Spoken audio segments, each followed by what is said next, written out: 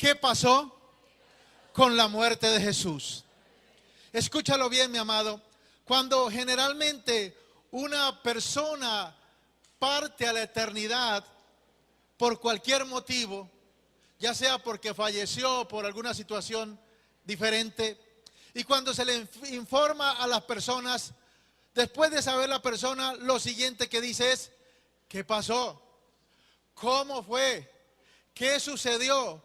Pues, mis amados, en esta mañana vamos a entender qué pasó, cómo fue, qué sucedió en la muerte de nuestro Señor Jesucristo. Hoy vamos a entender las tres fases de la muerte de Jesús: la muerte espiritual, la muerte física y la muerte segunda. ¿Cómo les parece? Inclina tu rostro y vamos a orar. Señor, en esta mañana te pedimos tu presencia, que tu palabra sea poderosa, que sea como martillo que rompe la roca, que rompa todo tradicionalismo, que rompa toda religiosidad, que rompa toda costumbre humana, y que en el nombre de Jesucristo la muerte y el recuerdo de aquel tiempo siempre traiga en nuestra vida avivamiento, la muerte y resurrección del Señor Jesucristo. Yo reprendo el devorador, reprendo todo plan de las tinieblas, reprendo toda apatía, todo sueño, todo desgano. En el nombre de Cristo se va. Toda mente divagante, en el nombre de Jesucristo, se somete a la obediencia a Cristo. Y yo declaro una unción de gracia y de aprendizaje en esta mañana, en el nombre de Cristo Jesús. Amén. Bien, mis amados, ¿qué pasó con la muerte de Jesús? El nacimiento físico de Jesús ocurrió hace más de 2000 años. Pero Él realmente ha existido desde antes de la fundación del mundo. Dice la palabra que Él vive por la eternidad, que Él es el primero y el último, que Él es el alfa y el omega, que Él es el creador de todas las cosas, y todo ha sido hecho por Él y para Él. ¿No le parece poderoso? Todo ha sido hecho por Él y para Él, para Jesucristo. Y la presencia física de Jesús en la tierra dividió la historia de la humanidad en dos: antes de Cristo y después de Cristo. Pero, mis amados, ¿quién es Jesucristo? ¿De dónde vino? ¿Para qué vino? ¿Y cómo su vida nos afecta a nosotros tanto tiempo después de que sucedió la situación? ¿Cómo su vida nos afecta a nosotros tanto tiempo después? Mis amados, antes de que Jesús naciera, las condiciones y el lugar de donde nacería estaba profetizado. En el Antiguo Testamento muchos profetas profetizaron acerca de la venida de Jesucristo. Jesús no vino buscando gobernar. Jesús mismo le dijo a sus discípulos: miren, si mi reino fuera de este mundo, si yo estuviera buscando gobernar, mire, ya muchos de los servidores que tengo a mi alrededor vendrían y me librarían de Pilato. Pero mi reino no es de este mundo. Por eso algunos que dicen: bueno, pero ¿por qué Jesús se dejó matar siendo el Hijo de Dios? Porque Él no vino a gobernar, porque su reino no es el reino de este mundo. Él estuvo aquí obedeciendo y sirviendo a sus padres naturales. Escúchalo bien, mi amado. Según la cultura hebrea, un hijo se hace cargo de los negocios de su padre al cumplir 30 años. Por eso tenga sabiduría. No le entregue negocios a sus hijos antes de cumplir 30 años o antes de que le vea responsabilidad. Hay algunos que le entregan a la empresa y al año la entregan quemada. No hay nada, porque hay que tener sabiduría. A los 30 años era que un judío le daba responsabilidad a sus hijos, y el hijo se podía hacer cargo de los negocios del padre cuando cumplía, ¿cuántos años? 30 años. Por lo mismo, esa era la edad, mis amados, que tenía Jesús cuando inició su ministerio, y duró 3 años y medio su ministerio, y murió en la cruz del Calvario, pero Él resucitó. Mis amados, escuche esto: el poder de su obediencia, de su sacrificio y de su resurrección fue tan grande que hoy usamos ese mismo poder de Dios para salvación. El mismo poder que resucitó a Cristo de los muertos es el mismo poder que opera hoy para salvación, para liberación, para sanidad. Eso es poderoso, mis amados. Pero Cristo vino como descendiente de Adán para redimir a la humanidad. ¿Qué significa esta palabra redimir? Que lo utilizamos en términos cristianos y religiosos y a veces no entendemos qué significa redimir. Mis amados, redimir es librar a una persona de una obligación. Escúchalo bien, Cristo nos libró de la obligación que teníamos que pagar. ¿Qué era lo que teníamos que pagar? La paga del pecado es muerte, pero Cristo nos libró de esa obligación. ¿Cómo Él lo hizo? Él pagó por nosotros, Él dio su vida por nosotros para liberarnos de esa obligación, del dolor, de la enfermedad, de esa situación. Dice la palabra que Él, siendo rico, se hizo pobre para que todos nosotros fuésemos enriquecidos. Por eso Jesucristo nos libró de la ruina, de la pobreza y de la miseria. Pero también dice la palabra que Él en la cruz llevó toda la enfermedad, toda la iniquidad, y por su llaga hemos nosotros sido curados.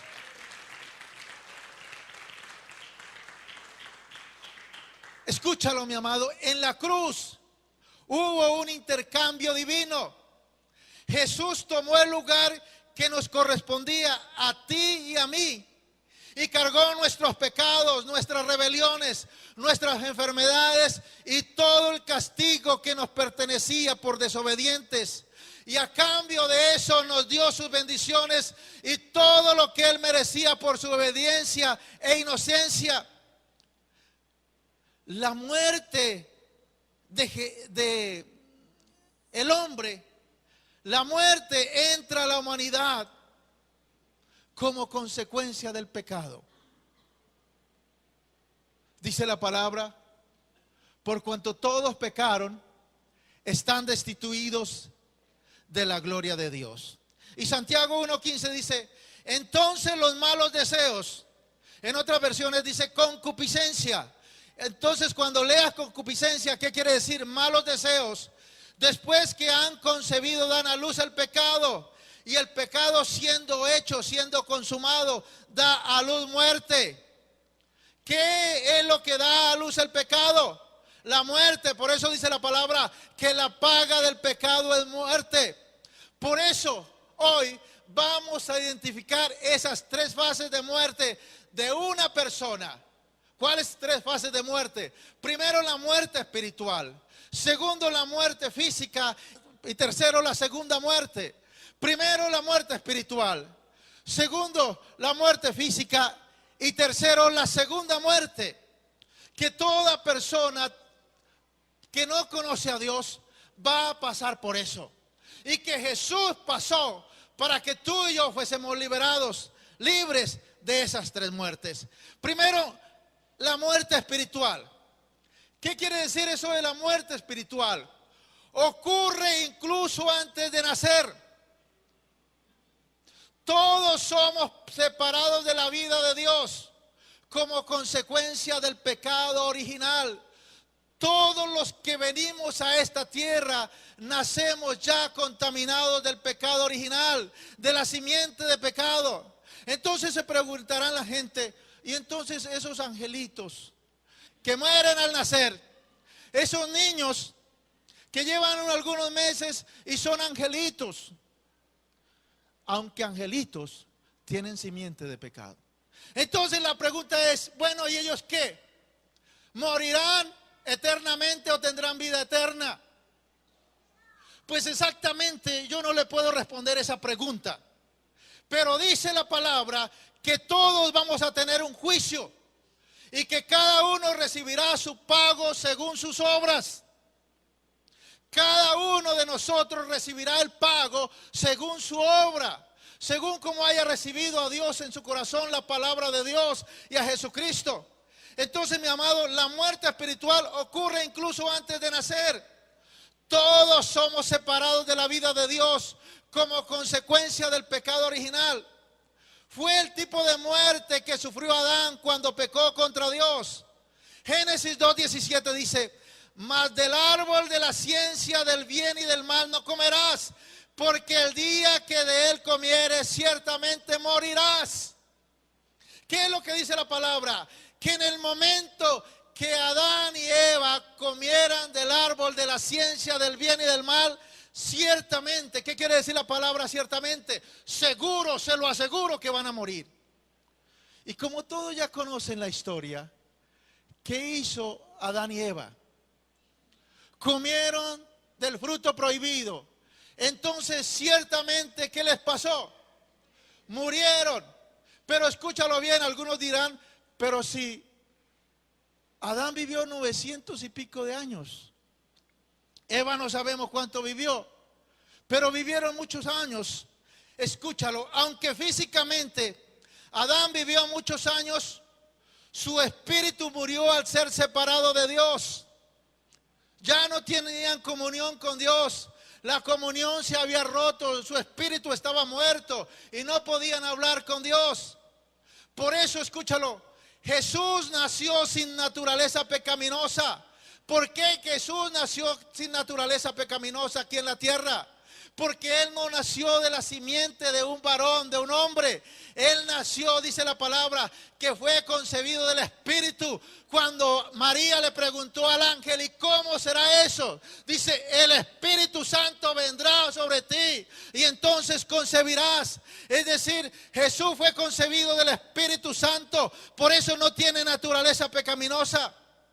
Él vivió en obediencia y santidad aquí en la tierra, manteniendo íntima comunión con el Padre Celestial. Siempre, siempre Jesús tenía comunión con el Padre Celestial. A mí me impacta mucho la escena cuando Jesús resucitó a Lázaro. Cuando Él ora, dice, Señor, yo sé que tú siempre me oyes.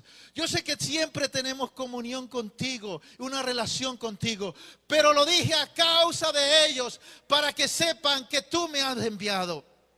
Mis amados, la muerte espiritual de Jesús ocurrió cuando por amor a nosotros y en obediencia al propósito de Dios, Él voluntariamente bebió la copa de iniquidad.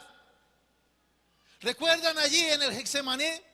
Que Jesús, estando allí en un momento difícil, sintiendo el terror de la muerte que venía sobre Él, dijo, Padre, si es posible, pasa de mí esta copa. No la quiero beber, pero que no se haga mi voluntad, sino la tuya. Entonces Jesús, al beber voluntariamente la copa de iniquidad, estaba tomando la responsabilidad por cada uno de los pecados cometidos por la humanidad.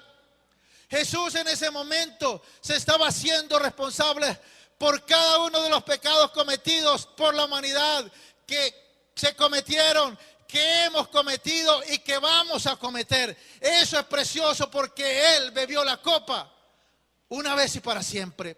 Al morir espiritualmente, Cristo fue cortado de su vida de comunión con el Padre Celestial. En el momento en que Jesús aceptó el pecado de la humanidad, lo hizo suyo, en ese momento Jesús murió espiritualmente. Porque ninguna comunión tiene el pecado con Dios. Por eso Jesús en la cruz dijo, Padre, ¿por qué me has desamparado? Porque Él sintió que su Padre ya no estaba, su Padre se fue. En ese momento Jesús estaba sintiendo todo el rigor del pecado de la humanidad sobre Él. Por eso dice la palabra que hubo tinieblas, hubo oscuridad. Aún el Padre Celestial cerró sus ojos por la infamia que se estaba cometiendo. En ese momento Jesús se estaba haciendo cargo de tus pecados y de los míos. Lo más doloroso para Jesús fue tener que cargar con ese concentrado peso de maldad humana. En ese momento todos los demonios estaban allí en ese lugar cantando victoria y creyendo que Jesucristo estaba vencido. Por primera vez Jesús sintió oscuridad sobre su vida, sintió el peso de la envidia, del homicidio, de la mentira, de la prostitución, de la culpa, del miedo, de la falta de perdón, mis amados, del rencor, del resentimiento sobre su cuerpo. Mis amados, Jesús cargó con todos los actos que desde el principio de la raza humana han ofendido a Dios. Él se hizo pecado por nosotros y Él recibió el castigo que te correspondía a ti y me correspondía a mí por nuestros pecados. Todo ser humano nace con herencia generacional de iniquidad. Todo ser humano nace con una herencia generacional de iniquidad. Aún los bebés que nacen y a las horas se mueren, ellos vienen con herencia generacional de iniquidad. Lo que pasa es que Dios es misericordioso. Y en el día del juicio, Dios va a juzgar ¿de acuerdo a qué? A las obras. Entonces, esa herencia generacional la arrastramos desde el tiempo de Adán y Eva. Nacemos ya apartados de Dios, porque el pecado nos separa de Dios. No hay ninguna comunión con Dios. Esa es la primera fase de la muerte espiritual, la cual todo ser humano está sometido por herencia. Escúchalo. Todo ser humano está sometido por herencia a muerte espiritual por la iniquidad que hay sobre sus genes. No se confunda, porque el diablo aún nos confunde. Dice, no, es que es tan bueno, es que no le hace mal a nadie, es que eso apenas le llega el sueldo, lo reparte a todos. Por eso todos le llegan ahí. Y no es que le falta la corona, le falta el que lo canonicen. Mentira del diablo. Mi hermano, la salvación no es por ser bueno. La salvación es por aceptar a Jesucristo como su único y suficiente Salvador. Porque todos, buenos, malos, remalos, todos tenemos una herencia de iniquidad. Esa es la primera fase de la muerte espiritual, la cual todo ser humano está sometido. ¿Por qué? Porque somos descendientes de Adán. Dice la palabra, por cuanto todos pecaron, están destituidos de la gloria de Dios. Todos sin excepción hemos pecado. Y aquel que diga que no ha pecado, hace a Dios mentiroso. Aquel que diga que no ha pecado, hace a Dios mentiroso. Por eso, mis amados, cuando reconocemos a Jesús como Señor y Salvador, somos redimidos. ¿Qué es redimidos? Liberados, ¿cierto? Somos redimidos y reconciliados con el Padre y nuestro espíritu vuelve a la vida. Vuelvo y repito esto. Cuando reconocemos a Jesús como Señor y Salvador de nuestra vida, somos redimidos, somos liberados y volvemos a reconciliarnos con el Padre y nuestro espíritu vuelve a la vida. ¿Cuándo es que una persona, su espíritu vuelve a la vida? Cuando se reconcilia con el Padre, cuando acepta el sacrificio de Jesús en la cruz del Calvario, que Él lo hizo por esa persona. Entonces, de acuerdo a esto, solo tenemos vida espiritual cuando estamos unidos a Cristo. Escúchalo bien. Tú solo tienes vida espiritual cuando estás unido a Cristo. Si esa unión se rompe, también la vida espiritual se rompe. Por eso aquellos que han gozado de la bendición de tener vida espiritual y le fallan a Dios y pecan, ellos sienten en su espíritu que la presencia de Dios se apagó y se fue. Por eso el salmista dijo, no me eches de delante de ti y no quites de mí tu Santo Espíritu. La persona que probó la bendición de la vida espiritual, de la vida eterna, pero peca y entonces siente como la presencia de Dios lo abandona y siente esa agonía en su espíritu. Algunos se arrepienten, otros siguen en sus caminos y delitos, pero recuerda, si no se arrepiente, la paga del pecado es muerte. Lo segundo que vemos es la muerte física. Y este tipo de muerte, como su nombre lo indica, sucede solamente en el cuerpo, cuando la persona pierde el aliento de vida y el alma y el espíritu dejan el cuerpo. Mis amados, en el tiempo de Jesús, La crucifixión estaba reservada solo para los peores criminales. Porque ¿cómo fue que murió Jesucristo? Crucificado.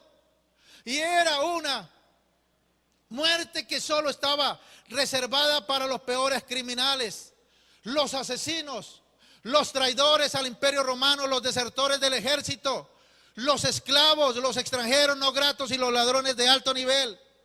Ellos eran despojados de todo derecho legal y eran sometidos a la forma más humillante de morir en la cruz. Por eso es una de las razones por las cuales los judíos no aceptan a Jesucristo. Entonces, ¿cómo va a morir de esa manera?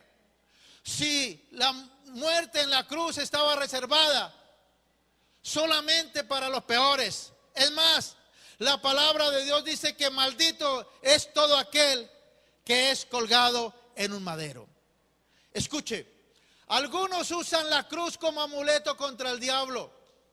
Y en la religión tradicional llevaban sus cristos y escapularios ahí, creyendo que eso tenía poder. Mis amados, pero ese objeto en sí mismo no tiene poder alguno en el mundo espiritual.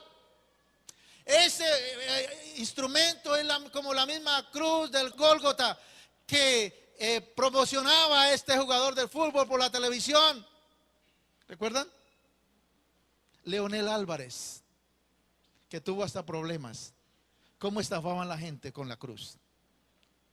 Y muchos son estafados con la cruz, que esta sí es la milagrosa. Y algunos todavía la tienen por ahí, y otros todavía la tienen en el corazón, porque todo lo hacen en cruz. Raje el limón en cruz, ¿cierto? Acuéstese en forma de cruz, coloque la sábila en forma de cruz. Mi amado, eso es brujería cristiana, eso es demoníaco. La cruz en sí no tiene ningún poder, simplemente son palos. Pero ¿de dónde viene eso? De la tradición religiosa. Entonces, mis amados, creemos que necesitamos todo en cruz. Y algunos creen que así van a tener más efecto las cosas, los remedios, ¿cierto?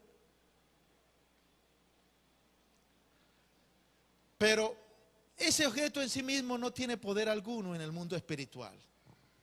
¿Cuándo es cuando la cruz toma poder y autoridad? Mis amados, la muerte de Cristo en la cruz fue la que desató todo el poder del cielo contra las tinieblas, contra la maldición, la cautividad y la condenación eterna. Ahí sí la cruz toma valor porque el Hijo de Dios fue crucificado en una cruz. Y cuando nosotros aceptamos el pacto de la cruz y el sacrificio de la cruz, toma tanto valor para nosotros que nos libra de todos los pecados y de la muerte eterna.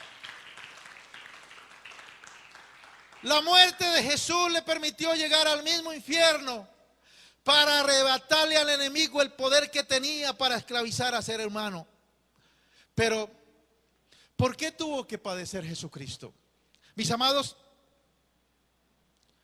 Jesús tuvo que padecer por la humanidad porque así lo había predeterminado el Padre.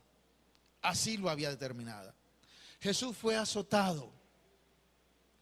Jesús, mis amados, fue crucificado. Pero Él lo hizo una vez y para siempre. Isaías vio proféticamente a Jesús soportando el escarnio sin quejarse, por eso escribió. Mire lo que dice allí en Isaías 53, 7 al 10. Dice: angustiado Jesús y afligido no abrió su boca. Como cordero fue llevado al matadero y como oveja delante de sus trasquiladores, enmudeció y no abrió su boca. Por cárcel y por oficio fue quitado, y su generación, ¿quién la contará? Porque fue cortado de la tierra de los vivientes, y por la rebelión de mi pueblo fue herido.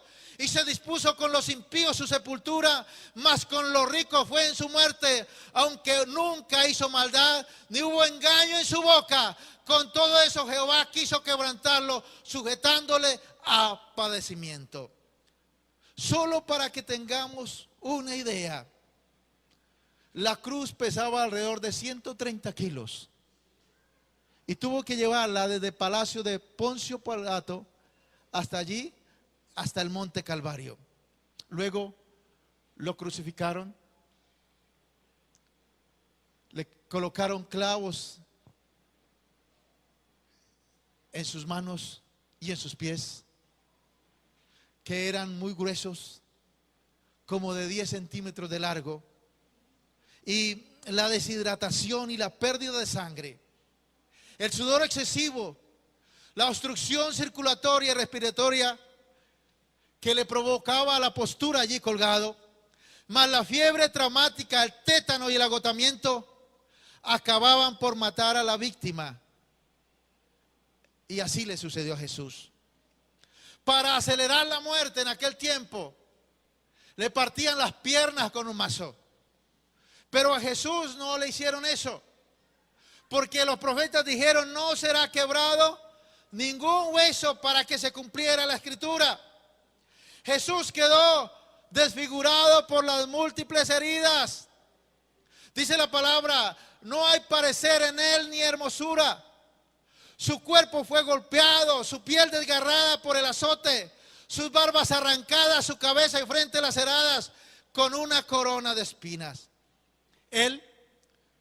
Jesús padeció el desprecio y el desamparo de los suyos.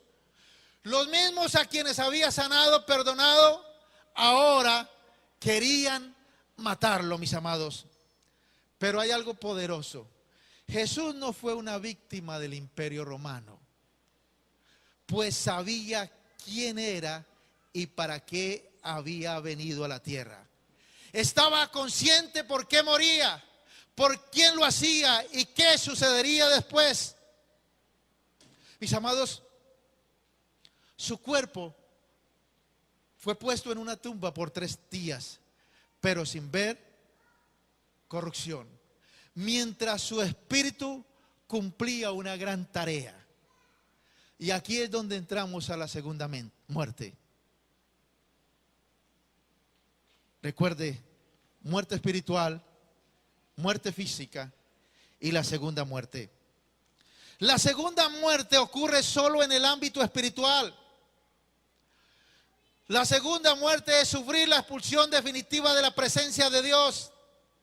Es ser enviado al infierno para allí pagar por sus pecados e iniquidades. Dice Juan, mis amados, y aquí hay una revelación preciosa, que el Padre a nadie juzga, sino que todo juicio dio a su Hijo. Entonces, ¿quién es el que va a juzgar en los últimos tiempos? Jesús. Mira lo que dice Apocalipsis 20:14, dice: y la muerte y el Hades fueron lanzados al lago del fuego. Esta es la muerte segunda. Y el que no se halló inscrito en el libro de la vida fue lanzado al lago de fuego por la eternidad. Mis amados, Jesucristo desciende a las partes bajas en su espíritu allí. Jesucristo va a juzgar a los que rechazaron la salvación de Dios en Cristo.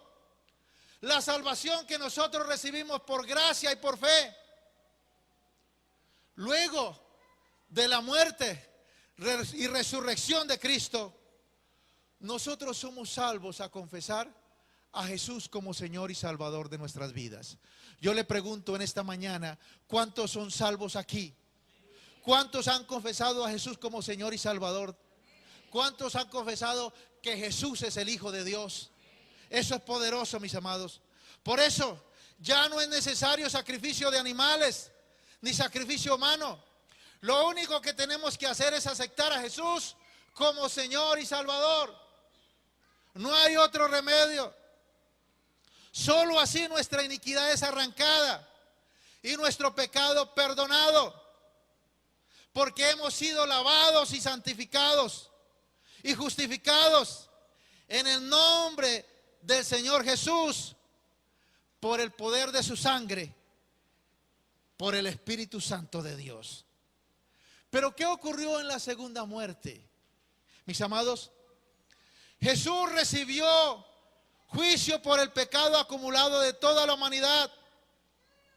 Mire lo que dice allí en el Salmo 88:6. y nos deja ver más o menos lo que Jesús sufrió. Dice: me has puesto en la fosa más profunda, en la oscuridad y las sombras de la muerte, y tu ira descansa sobre mí, y has traído contra mí todas tus tormentas. Tu ira pasó sobre mí, y tu tumulto me silenció. Salmo 88, 6 y 16. Mis amados, el Hijo de Dios fue violentamente separado del amor y la protección del Padre. Jesús fue abandonado en el infierno, cargando todas nuestras iniquidades y pecados. Pero hay algo poderoso. Dice primera de Pedro 3:19, cuál fue y predicó a los espíritus encarcelados. Es decir, Jesús fue al profundo del infierno, allí, al Abadón, y predicó a los demonios encarcelados. ¿Qué les estaba predicando? ¿Salvación? No, porque ellos ya están condenados por la eternidad. ¿Qué era lo que estaba haciendo Jesús allá? Proclamando la victoria y arrebatándole las llaves ahí de la vida y de la muerte al diablo. Y se las arrebató y diciéndole: tengo las llaves, tengo todo el poder. Satanás los engañó. Satanás les dijo que iban a vencer, pero no es así. Yo he vencido, yo gané y tengo las llaves. Jesús proclamó su victoria ante los espíritus encarcelados. Fue heraldo, fue un enviado de Dios allí y proclamó su victoria para humillarlos. Es como si Jesús le dijera: ahora yo soy el que tengo el poder, la autoridad, las llaves del infierno y de la muerte, porque he vencido a Satanás. Pero también dice la palabra que Jesús descendió a las profundidades, dice, para predicar el evangelio. ¿A quiénes? A los que habían muerto esperando al Mesías, a los que habían muerto antes que Jesús viniera a esta tierra, muriera, pero que esperaban al Mesías. Primero de Pedro 4:6 dice: porque por esto también ha sido predicado el evangelio a los muertos, para que sean juzgados en carne según los hombres, pero vivan en espíritu según Dios. Jesús predicó el evangelio del reino para salvación a quienes habían muerto en fe antes que Jesús viniera a la tierra. ¿Y estaban dónde? En el seno de Abraham. Y entonces allí dice la palabra que algunos resucitaron y se levantaron de los sepulcros. Fueron los primeros en recibir el evangelio después que Cristo venció a Satanás en el mismo infierno. Jesús les predicó allí en el seno de Abraham a los que estaban esperando escuchar ese mensaje y decir: yo quiero salvación, porque yo lo estaba esperando. Mis amados, una de las cosas que Jesús hizo es que Él restaura nuestra relación con el Padre. Jesús vino a restaurar nuestra relación con el Padre. Él pagó por nuestros pecados y Él vive por la eternidad. Mis amados, Jesucristo recibió o vivió la muerte espiritual cuando se hizo cargo de los pecados. Jesucristo murió físicamente allí en la cruz del Calvario. Y Jesucristo también vivió la segunda muerte cuando le arrebató las llaves del Hades y de la muerte a Satanás. Entonces fue cuando se levantó de la tumba. Cristo con su muerte, mis amados, y su resurrección recuperó todo lo que el diablo nos había robado y nos dio vida y vida en abundancia. Cristo restauró por completo nuestra relación con el Padre. Por eso los beneficios del sacrificio de Jesús en la cruz no se han terminado, no expiran, no se caducan, sino que se extienden a cada nuevo ser humano y a cada nueva generación que entra en este mundo. A diario ocurren milagros de redención, de sanidad, de liberación, que la resurrección de Cristo trae a las vidas de quienes lo aceptamos como Señor y Salvador de nuestras vidas.